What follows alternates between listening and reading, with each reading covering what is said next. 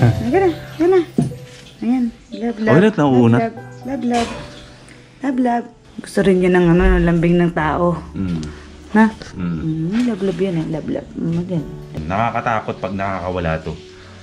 Tinaray namin dating, nanginginig oh. Nanginginig yung katawan. O, diba? Oh! Luko-luko ka talaga, Miguel.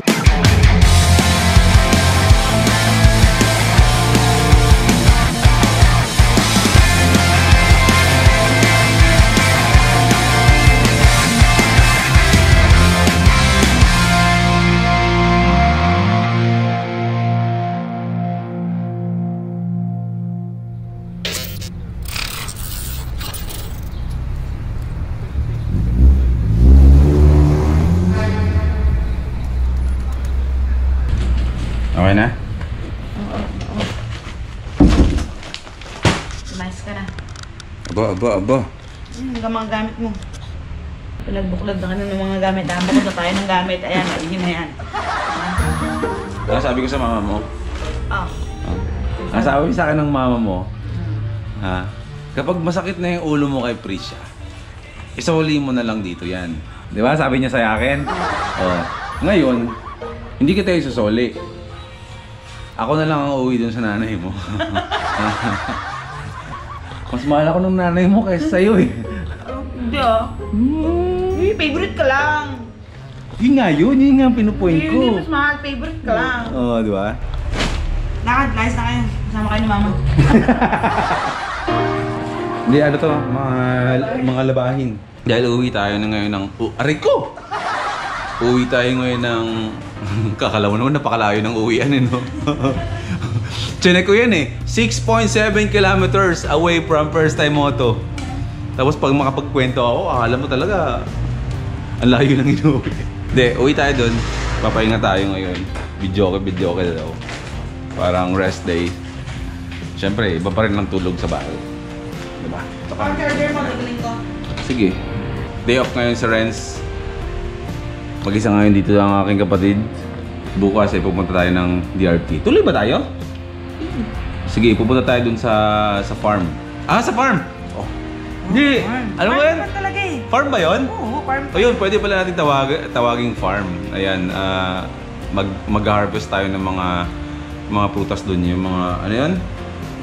Dalandan. Kasama si nanay, tsaka si Hana. Diba? So ang vlog natin bukas, alam niyo na. Nasa DRT tayo or sa Doña Remedios Street.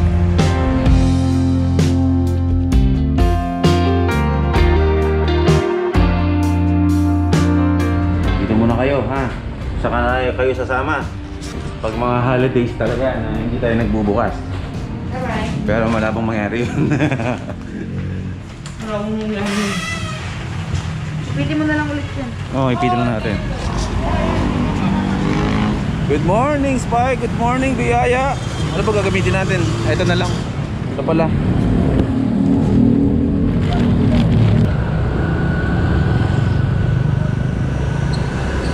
Aga-aga nag-aaway, no? Hindi kaya maganda yun, yung nag-aaway palagi. No?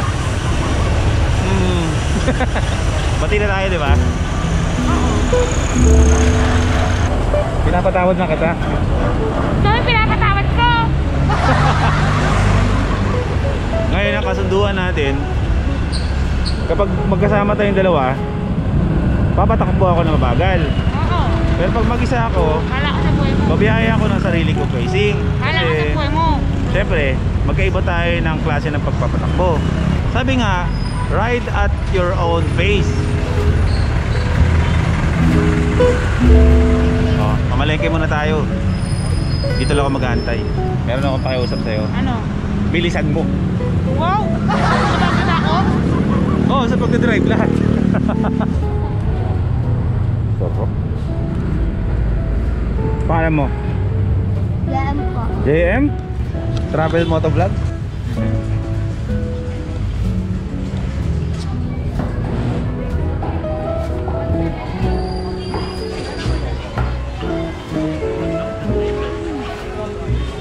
Shopping. Ay ate. Kasi masyado ka nakatago eh. Hindi ka nakilala ni ate? Kasi ate ano? Ate! May nagmamain sa'yo. Subscribers ko. Sabi niya. Sabi ko, main ko na si ate. Hi! Kaso, mataas ang standards ni ate. Ito ang standards niya. Yan. May win na tayo. Alam mo tayo, makakakuha ka ng mga customer pagdating dito. Oo. Dito kayo bumili ng... Oo, bumili ka. Dito kayo bumili ng karne. Ano yung nag-e-edit niya? Opo, ako din po. Okay na? Ha? Asawa ko yun. Asawa niya yung nagmamay. Ah, talaga? Asawa mo yun? Kung ihambing mo sa mga gulay mo ang asawa mo, saan dito? Teka lang, hindi ko makakita. Maraming kurba yun. Maraming kurba. Ulo. Oh, bibili ba tayong gulay? Hindi na. Bukas na. Bukas pa. Bukas na kami bibili. Kasi sa kabilang bahay mag-iihaw lang kami. Oh, sige. Uwi muna kami. O, tara na. Bye-bye! Bye-bye. Safe! Bye, te. Ayun, gusto niyo kumain. Gusto ko sana nang inihaw dun, pero parang masyadong maaga para mag-isaw tayo. Ano ba tong pinagparkan ko? Ang taas, no? Mataas! Ang taas!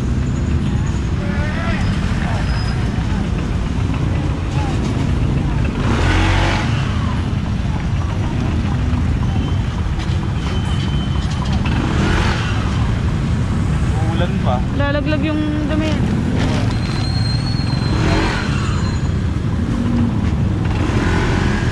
Para ka pa Dalawa na lang ang place namin dun. Kaya nga, napunta namin doon yung Pearl White kanina. Magkakaroon pa ba tayo nun? First time. Kunti lang nilabas. Babalik kami mamaya, tatanong lang namin kung magustuhan yung kulay. Oh, sige bro. Ano kasi, bibigay na taro. Ah, regalo? Para makasama kayo sa rapo. Oh, raffle. Kasi pwede kayo manalo bro ng isang Gil helmet. Pag bumili. Oo. Sa kabila first time mo to. Oo, parelok din yun. So, sige bro, tutuloy kami ha. Ingat kayo ate ha. Ingat kayo. Sige. Dapat si first time mo to malolos. Kasi ano rin, may paraffle din. Okay. Kasi isa lang naman yun eh, di ba? Wala na, uulanin na tayo.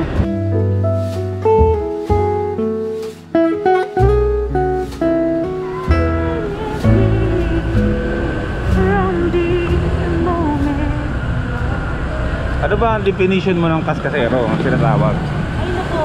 Ha? Oh, aminin mo. Pag may busina sana, inaabol mo. Hindi, binubusinahan ko rin. Kasi mas maganda busina ko eh. Hindi, para sa akin, yung iba ang mabilis magpatakbo sa kaskasero.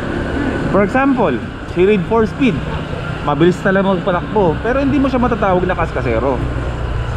Hindi siya kamote, diba? Nagpapatakbo siya kasi alam niya kung ano yung proper na paggamit ng motor na mabilis.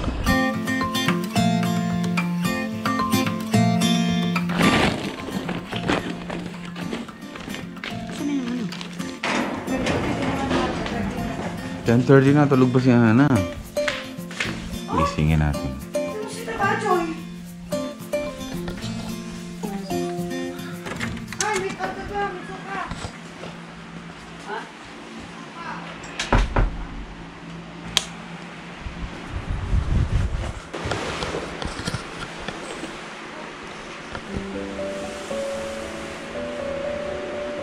Morning.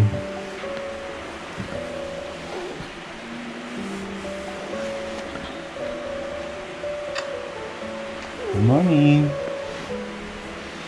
Good morning. Nandito si Daddy. May binili kaming lempo. Mag-iihaw tayo ha? Gusto mo yun, di ba? Anong oras ka natulog? 10? Dapat ganun lagi ang tulog ha. Hindi 1:30 ng umaga ha. Hindi na tulog. Tulog ka pa. Tsaka muna, sleep ka pa muna. Hindi. Dito lang tayo. Bukas pupunta tayo sa lupa, ha? Pop ko muna. Tulog ka muna dyan. Ang nagtatap ng baulog. Masakit. Parang hindi na tayo ano. Wala naman. Okay. Ready ko na yung ano? Oo, ready mo na.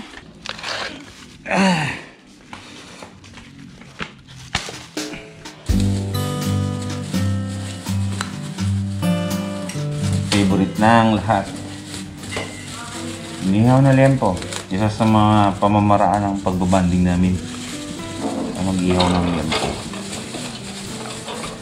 Mas kumakain si Hana ng naayos kapag ito yung ulam niya. Siyempre.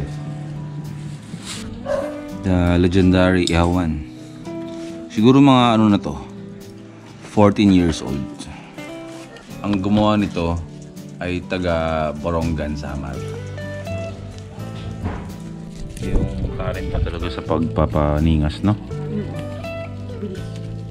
Girl Scout. Kasi kung ako yan, bubuhos ako ng gas yan para lumiyabag. Bagutin. Tapos ipapatong na lang natin to, no? Tsaka ito, no? Kasi medyo sira na yan, eh. Papagawang ako kay Joms sa DC Monarch ng ano, legendary ihawan, no? Yung pang ano na talaga, no? Yung sobrang tibay talaga. DC Monarch ihawan, no? Yung parang hanggang sa kaapu-apuhan mo na, tsaka apo ng apo mo, buhay pa rin. Here is your favorite. Naya pa bagong gising, eh. Promise talaga. Ilang taon ko nang gusto magkaroon ng maayos na ihawan, eh. Gusto mo ba? Ayos, lifetime warranty. DC Monarch. Gusto mo na rock is waving. Marami naman kasi mga sobrang mga bakal doon, no? Magagawa na lang naman siguro ako ni Joms nun. Ay, oo naman, Joms. Baka naman, birthday mo na, oh. Gusto niya ihawan. May paa? Di ba maraming ano, peke? Di ba nakita natin yung mga peke kinakuha nila? Ah. Kasi mo na rock. Joms, yun na lang gawin mo. Baka stainless mo pa, nakakahiya naman. Naiyawan na. Mag-birthday ka, di ba? Oh. Joms, huwag ka na think. Nakakahiya talaga sa lechon, Joms. Nakakahiya. Kung ganyan, nahihiya kami. Huwag ka na magpa-lechon. Loko ka talaga. Pero seryoso magpapagawa ako kay Joms. Joms, huwag ka na magpapa-lechon, ha. Hihiya kami talaga. Kaya namin ng gano'n. Because today is bonding day. Lempo, your favorite. Your favorite! Impo! Video okay tayo? Yan. Video okay ni Prisha na regalo ko nung kanyang birthday. Eh ako mag-birthday na ako. Pero wala akong hihinging regalo. Kasi meron na tayong priority sa life. Diba? Ang alin? More lupa. more lupa. Kailangan kasi natin mag-ipon ng budget para sa pagpapagawa ng Mother Kubo dun sa DRT sa Bulacan, yung pupunta natin bukas. So nag-usap kami dalawa ni Prisha na ilalas na namin yung mga gastusin na hindi naman talaga kailangan. Ang priority is yung food tsaka yung mga bills namin sa shop. Pero ang mas pagtutuunan namin ng pansin ngayon is yung pag-iipon at hindi paggastos ng kung ano-ano. So, okay lang sa birthday ko na wala akong regalong matanggap galing sa kanya. Yung ihawan na lang, Bro Joms. Shout out DC Monarch. Ang bago na kaligayahan ko, no? Ihawan. Ihawan lang. Tapos lechon. Ano ba? Nakakainis talaga si Jomar. Ganun! Kapala mo ka. Ang dumi na ng motor ko. Meron akong napanood na vlog. Ang pangalan niya ay J-Cat Motovlog. J-Cat Moto. Nanonood pala sa akin. In fairness, napakagaling mag-review. Hindi ko alam kung taga saan siya. Pero feeling ko bandang Leyte. Siguro siya banda. Napakagaling mag-review ng motor. Promise. So far sa dami nang nagre-review ng motor dito sa Maynila, kasama na yung mga sikat doon, para sa akin, siya yung pinaka-top sa akin na napakagaling pagdating sa review ng motor. Sobrang professional. Tsaka, basta, nabanggit niya ako dun. Kasi yung nagtuturo siya kung ano yung tamang pagliko sa mga cornering, kung ano yung position. Kasi ako, nung una, hirap na hirap ako dun. Pero kasi, mahirap gawin yun kapag hindi mo alam kung paano, body position mo. Pero mas naliwanagan ako sa tinuro niya dun sa vlog niya. So, shoutout sa'yo, J-Cat Motovlog. Naka-ADV siya. And-explain niya dun na mabuti kung bakit ADV yung binili niya. At same na same kami ng dahilan kung bakit ADV yung pinili namin. The best for long rides. Bote ng Red Horse yun eh.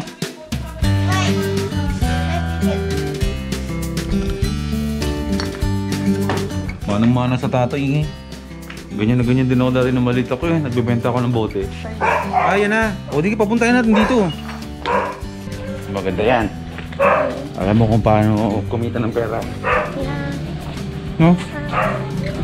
Ganyan din si dati na maliit. Nagbebenta rin ako ng bote. Ayun na. Tayo may bote siya. Magkano yung isang boteng ganyan? Piso. 4. 5 na. 10. 15. Per bote piso. Kahit anong hugis. 20. 20 na. 28? Oh, may 28 pesos ka. Dalawang piso yan. Sige po, ayos lang. Salamat. Ayos.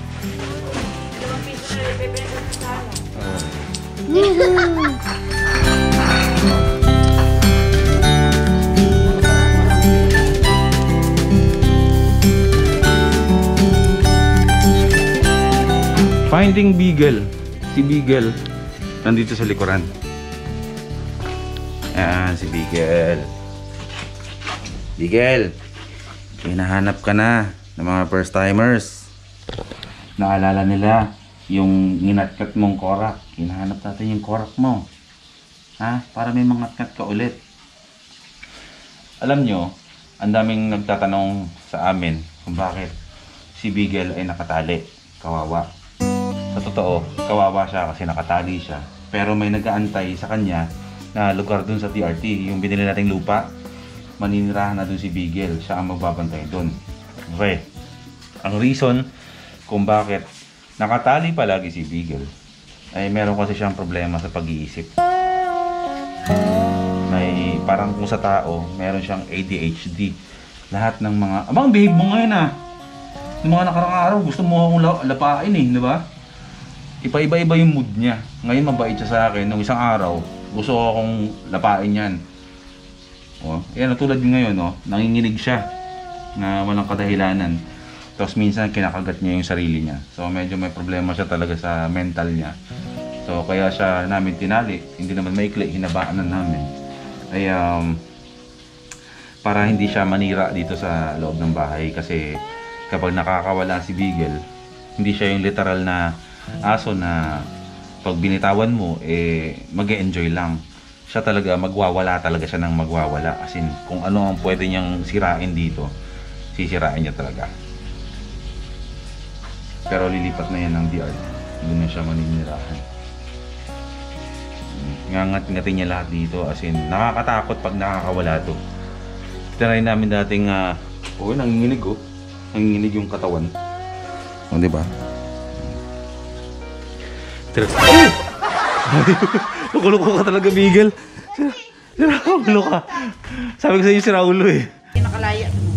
Kailangan niyang lumaya talaga dyan. Kailangan niya sa maluwag na lugar para hanggang sa doon siya magwala-wala, diba? Doon siya magtatakbo sa DRT para hanggang sa maubos yung lakas niya, hanggang sa tumino siya na maging normal ba siyang aso tulad ng iba na kahit hindi tali, kahit na hindi nakatali ay hindi niya kinakagat yung sarili. Hindi niya kinakagat yung sarili niya. Ganyan. Yan yung dahilan kung bakit nakatago si Beagle, kung bakit siya nakatali. Kasi dati maikli ang tali niyan. So marami nagagalit sa akin sa comment section. Hinabaan na namin. Para din yun sa protection niya. Kasi pag pinakawala namin yan at nanggulo sa labas yan, maaaring baka... Mahirap diba? pala huliin, ang laki. Malaki si Beagle. Tapos pag inuhuli mo, nagagalit na siya. sa protection ni Beagle, sa protection din namin dito at sa mga protection ng mga kapitbahay namin. Baka kasi magalit sa labas ba? At magalit Bawal din na yung... kasi, oo. di ba? Aso mo itali mo. Yun ang nakalagay dito. Bawal na yung pakalat. O syempre, hindi natin alam yung mga taong iba na hindi ba siya trip, baka pukpukin ba sa labas. Oo, kakawawa naman. Kaya dadalhin natin si Beagle sa ano. Bago pa mapukpok yung si Beagle, sa laki niyan, kinagat na ni Beagle yun. Hindi ko alam kung anong Hindi nakakatakot eh. Yung isang kagat niya, dala laman. Oo nga eh. Laki-laki. Laking tao. Laking Ano tao. ikaw dito? Bili punta natin si Bigit. Ayan ah. Ay, ito. Lablab ko yan. Lablab ko yan ah. Lablab na. Kahit ganyan-ganyan, lablab ko yan. Mamaya-maya, til mo, manginginig yan. Hindi. Hindi yan nanginginig sa akin. Baka na sa'yo nanginginig. Sa galit. Galit sa'yo. Dami mo kasing inaaway eh. Hindi oh. Hindi ba nililikot ba? Inaasar. Pogi-pogi naman yun eh. Pag nandun na yun sa kabilang ano eh, lupa no. Hindi ka na nakatali na. Oo, kita mo? Nandadamba lang siya, ma. Nandadamba lang siya. Ayan, ganyan kalaki si Beagle ngayon. Ayun yun. Oo. Ayun na. No. Ay, ko. Ayun. Oo. Lalandihin ka dyan, naglalaro. Naglalaro, ba't di ka natatakot? Yan ang sabi ko sa inyo. Ganyan siya ka-wild. Lablab ako niyan eh. Lablab ako niyan eh. Laki oh. Excuse me, Beagle! Gana, gana. Ayan, lablab. Oh, lahat nauuna. Lablab. Lablab. Gusto rin niya ng ano, lambing ng tao. Na? Lablab yan eh, lablab. Magyan, lablab na. Gusto mo na maglabas? Lalabas ka? Oo, lalabas ka rin dito. Na? Gusto ko na sa malawak na lupain. Ano? Sabay na. O, tinan mo. Ayaw pa rin. Nana. Yung mata niya, no? Talagang nangungusap, no? Nana. Ayun, nanginginig siya, oh. Hindi, nanginig. Lala. Ang kit-kit naman ni Beagle mo. Ang laki-laki. Tingnan nyo naman kung ano kalaki yan. Lala, yan na yan. Sige na. Huwag kang tatalikod, kastahin ganyan.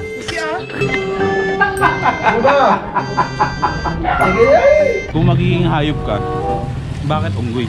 Patunggoy. Doon ka nagmula, di ba?